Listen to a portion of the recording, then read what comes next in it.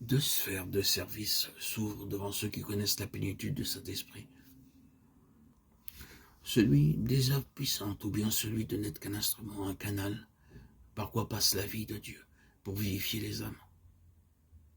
La première peut être comparée à l'activité du Seigneur après son baptême au Jourdain. La seconde à l'action de Christ, donnant sa vie en Golgotha. Il est de la plus haute importance que nous sachions collaborer avec l'Esprit de Dieu dans l'état de croissance spirituelle atteint.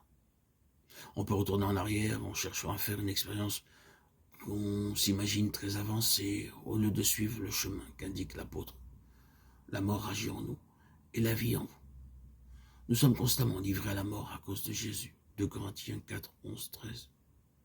Le but que Dieu poursuit, ce n'est pas tellement de faire du racheté un puissant instrument. Il veut que Christ soit formé en lui. Cela se fait au pressoir et dans la communion aux souffrances du Seigneur. Il fut crucifié dans la faiblesse. Au calvaire, point de prodige, point de miracle pour frapper d'étonnement la multitude. Mais dans sa faiblesse, dans son silence, par ses souffrances et sa vie donnée, il fit infiniment plus pour le monde que lorsqu'il guérissait les malades et chassait les démons en Galilée.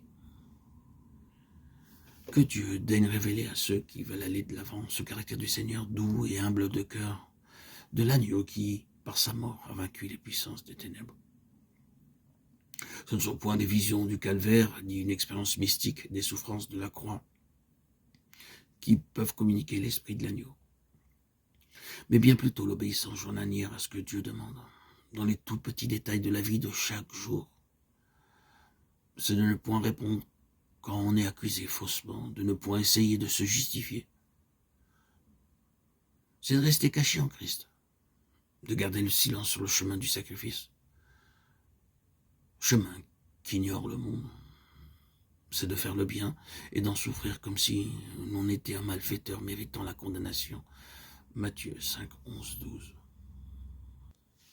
Mon cœur est comme de la cire, il se fond dans mes entrailles. Tel est le langage de Jésus-Christ sur la croix. Selon que prophétise David en ce psaume 22e, psaume nommé par le psaume des sanglots. Tel est son second titre, car dit-il, dans le texte hébreu, pas une seule phrase n'est complète. Et cela fait penser aux soupirs, aux paroles entrecoupées, inachevées d'un mourant.